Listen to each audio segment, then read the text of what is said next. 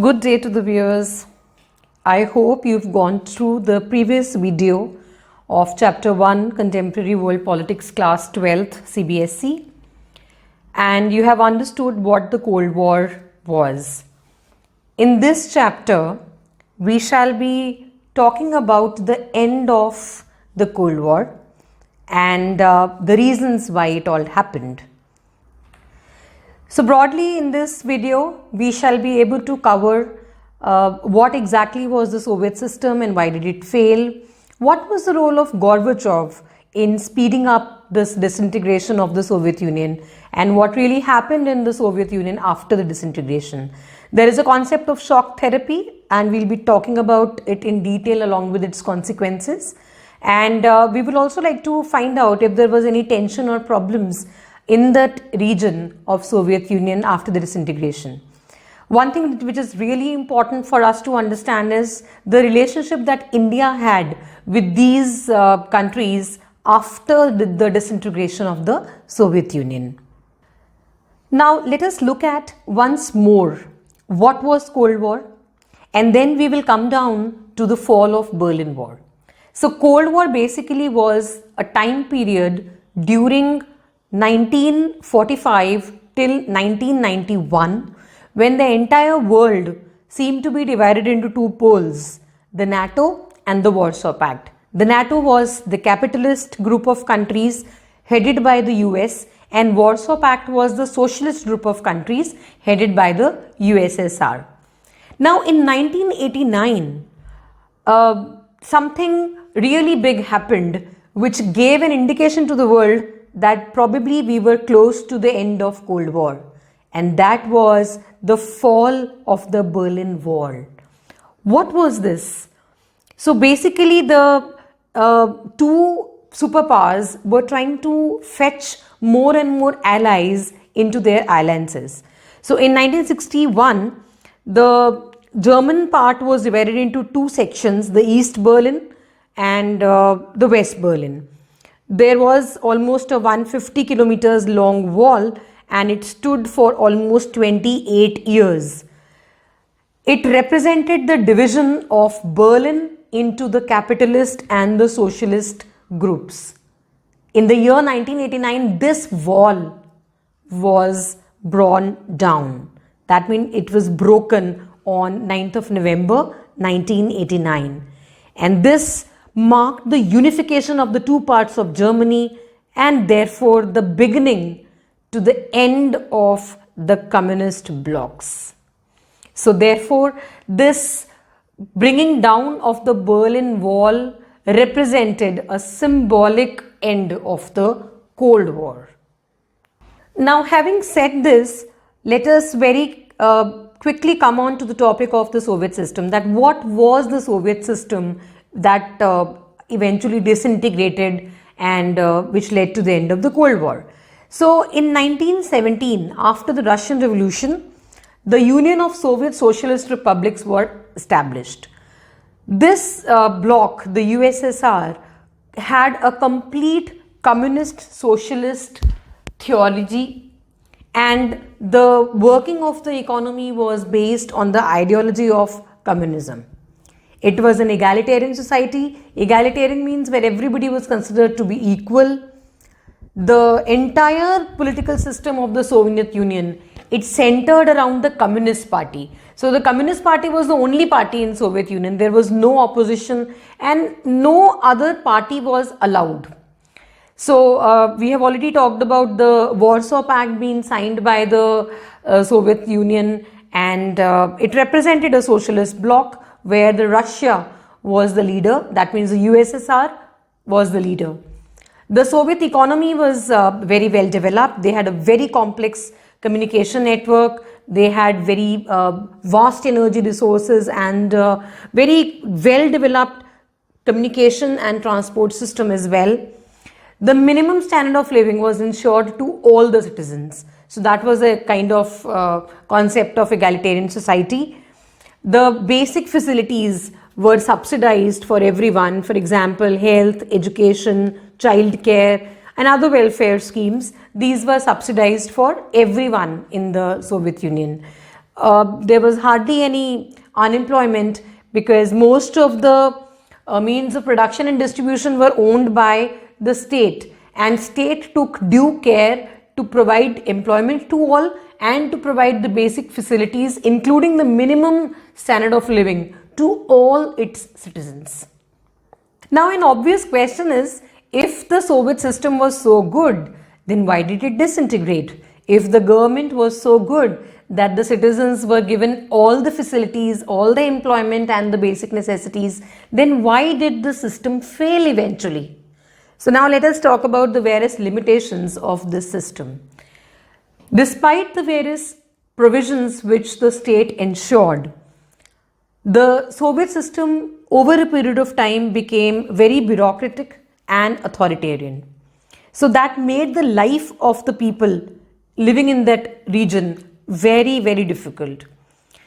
There was lack of democracy, as we've already discussed. Only the Communist Party was allowed. So there was absence of freedom of speech. People were not able to voice out their dissent or disagreement with the Communist Party. They were not allowed any freedom of speech. So that was one major limitation of such a system. Most of the institutions of the Soviet state actually needed reforms, but nobody was allowed to say that, and no reforms were undertaken. The one-party system, which was represented by the Communist Party, it had a tight control over all the institutions, and therefore it was also unaccountable to the people. So these institutions were not answerable to the people, and that's where the people felt suffocated. Further, the party refused to recognize the urge of people in the different republics. There were 15 in all, total 15 republics were a part of the Soviet system, and the Communist Party, it refused to recognize the urge of these people to have anything on their own. So they were completely dominated by Russia. Remember that the Soviet system was a collection of 15 republics and Russia was the leader. So put together they were known as USSR. But the republics felt that they had no independence and they were dominated by Russia.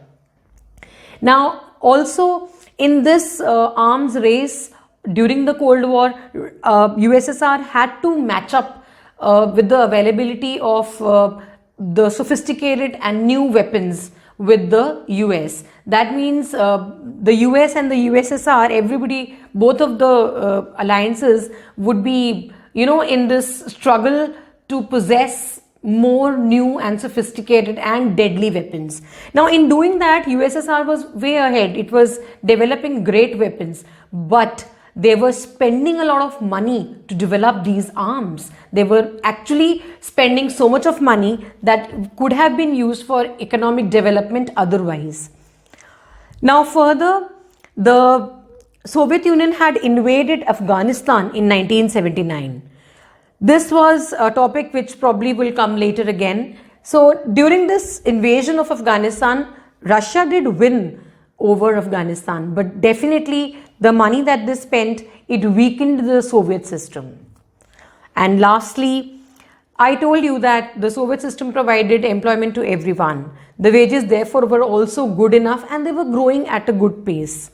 But the productivity in the economy and technology in the economy, it was falling. So that means wages were growing, but the economy from where these money would be generated was not as output giving. It was not as productive. So these were certain problems, these were certain drawbacks of the Soviet system, which were to a very large extent responsible for the disintegration of this system. Now, in this background, when the Soviet system was actually fighting against the capitalist system, yet not able to sustain, there came an immediate blow to the system. And this is what we're going to study in this slide. So let me introduce you a new person here, Mikhail Gorbachev. He was the General Secretary of the Communist Party in 1985, and he offered reforms to the Soviet system. So to tackle the limitations of the Soviet system, Mikhail Gorbachev gave certain reforms. First of the suggestions that he gave was to normalize the relations with the West. That means to have friendly relations with the US and other capitalist countries. The second was to democratize and reform the Soviet Union. Remember, I told you that it is a one-party system, therefore no democracy. So Mikhail Gorbachev suggested that there should be a democratization, and the Soviet Union should now work towards being more opened to the oppositions. And lastly, he felt that since the republics are complaining that there is too much of interference from Russia and too much of domination by Russia, therefore the republics should be left on their own and there should be no interference in the internal matters of other 15 republics. Now these were the three reforms which Mikhail Gorbachev suggested. But these reforms were opposed. These reforms were opposed by the leaders within the Communist Party. So the hardliners of the Communist Party, they did not want any such freedom to be given to either the citizens of Russia or to the other republics. And in 1991, a coup took place. It was said that it was encouraged by the hardliners of the party only. The people who had already tasted freedom now were not willing to go back to the old style domination of the Communist Party. Now in this situation, there was another leader, Boris Yeltsin. He emerged as a national hero. He opposed the coup. He was a member of the Communist Party only, but then he opposed the coup, and they agreed to have elections, and in the democratically conducted elections, Yeltsin won a popular election, and that began to shake off the centralized control. So the power began to shift from the Soviet center to the republics, especially in the more Europeanized part of the Soviet Union. So the Central Asian republics, they did not ask for independence and they actually wanted to stay with the Soviet Federation. But in fact, in December 1991, under the leadership of Yeltsin, Russia, Ukraine and Belarus, the three major republics of the USSR, they declared that the Soviet Union was disbanded. So the Communist Party of the Soviet Union therefore was banned. The capitalism and democracy were adopted as the basis for the post-Soviet republic. So this was the end of the Soviet system. I will quickly recap. The world was divided into two poles during the Cold War. 1991, due to the internal problems of the Soviet system and by the reforms given by Mikhail Gorbachev, this process of disintegration stepped in and the Soviet Union disintegrated. Now what will happen if out of two groups, one group no more exists? Yes, there will be no Cold War now because one of the bloc no more exists. And on the other hand, the residue parts, the residue components of the Soviet system, they themselves started adopting capitalism. So there was no socialism left and hence there was no Cold War. Therefore, if you look at the consequences of disintegration, obviously the first result was the end of the Cold War. That means there was no power struggle anymore in the world because there was only one successful ideology left behind the disintegration of Soviet Union, and that was capitalism. The power relations in the world politics drastically changed. The world became unipolar. Uni means one. So there was only one superpower, and that was the US. The components of the UN, that is the World Bank and IMF, they became very powerful advisors who were propagating capitalism across the world. So all these newly independent countries, the one who came out of the Soviet Union system, they were advised to follow capitalism by World Bank and IMF. And a lot of new countries also emerged during this time, especially the ones who were earlier following the communist system were now following a new ideology in their economic pursuits. On the other hand, the components of the Soviet Union, they renamed themselves as the Commonwealth of Independent States. that is CIS.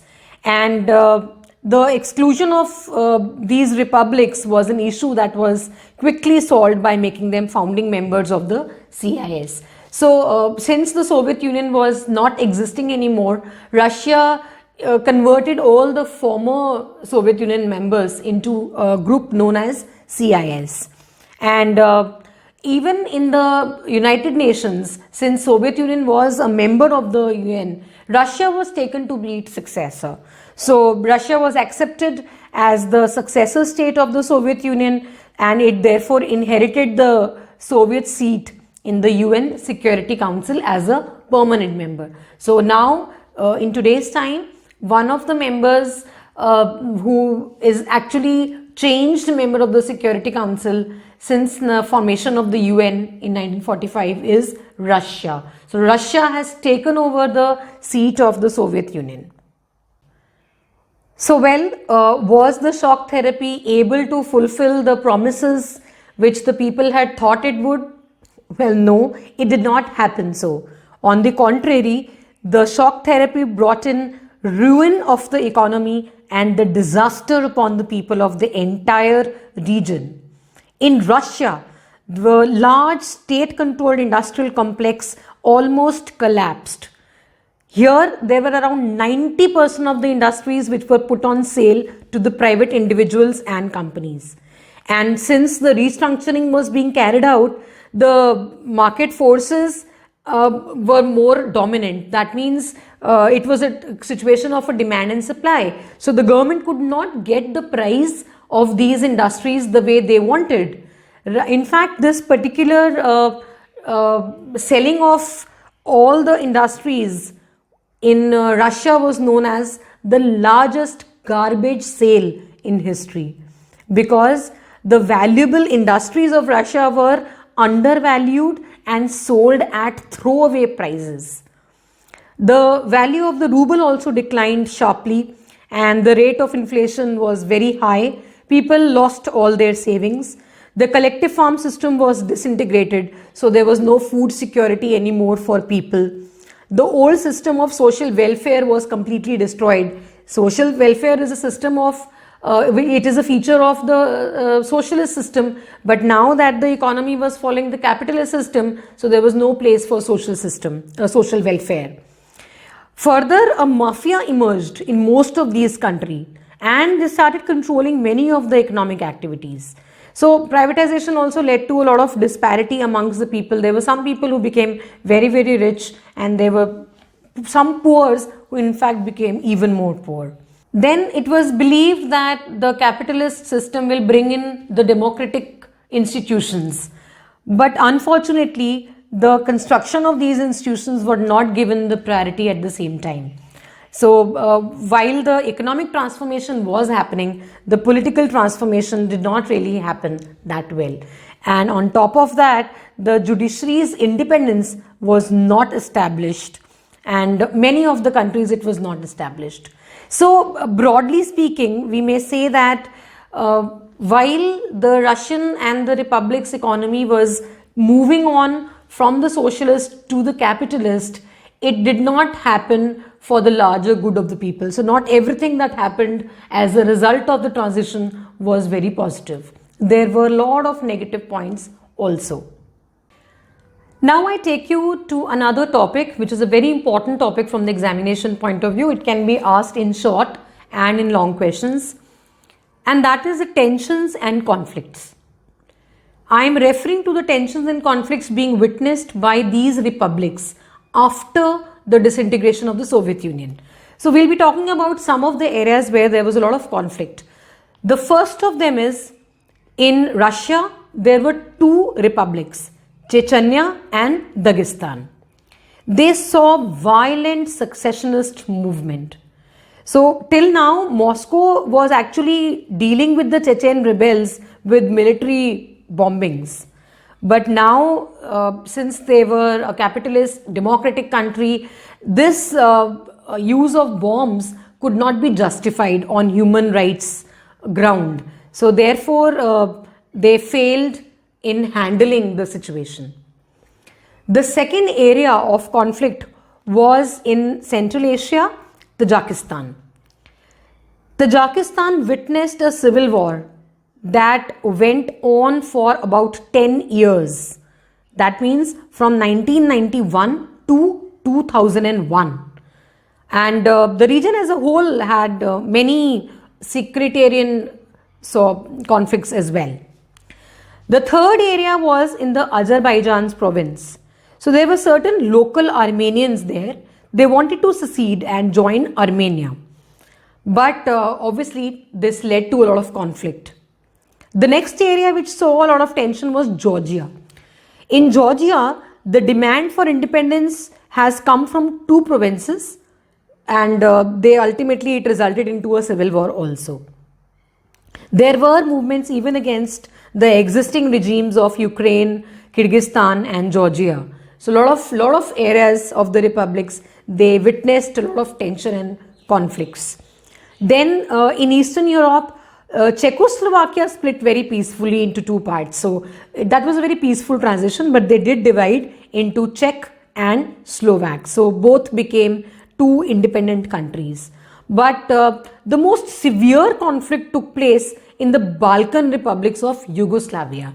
So after 1991, this area of Yugoslavia, it broke apart with several provinces like Croatia, Slovenia, Bosnia, Herzegovina, and all of them declared themselves to be independent. So these are broadly speaking the areas which witnessed a lot of conflict and tension after the disintegration of the Soviet Union. And now let us look at the last topic of your chapter, that is, what was the relation that India had with these countries after their disintegration. So overall, India maintained very good relations with all the post-communist countries, but obviously the strongest bond that India has developed is with Russia. With Russia, we have a history of trust and faith, and even during the Cold War, after our independence and during the Cold War, India had always sought refuge in Russia's aid and help. In fact, both India and Russia share a very common vision of having a multipolar world order. If you remember, we started in the first chapter that the world was divided into two powerhouses, that is bipolarity. In this chapter, we are studying the end of bipolarity. That means only one superpower, USA, exists. So both Russia and India share a vision that there will be a time when we have multiple superpowers and no one superpower will be able to dominate the world. We've signed more than 80 bilateral agreements with Russia, and many of them were signed on the Indo-Russian Strategic Agreement in 2001. Russia is also important to India and has repeatedly come to the assistance of India, especially during the oil crisis. And also India is seeking to increase the energy imports from Russia. The Russian government has also assisted India in setting up of the nuclear energy plants in India. They have also helped us in the space industry, and we collaborated with them on many of the science projects, like the cryogenic rocket technology was taken from Russia when we needed it. In fact, few of the iron and steel plants were also established with the Russian technology post-Indian independence. Slide 12.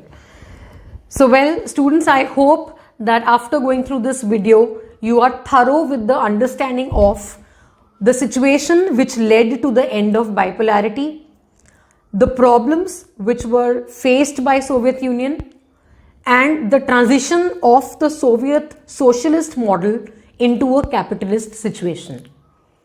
With that, I'll wind up my video and I wish you a very happy learning. God bless you.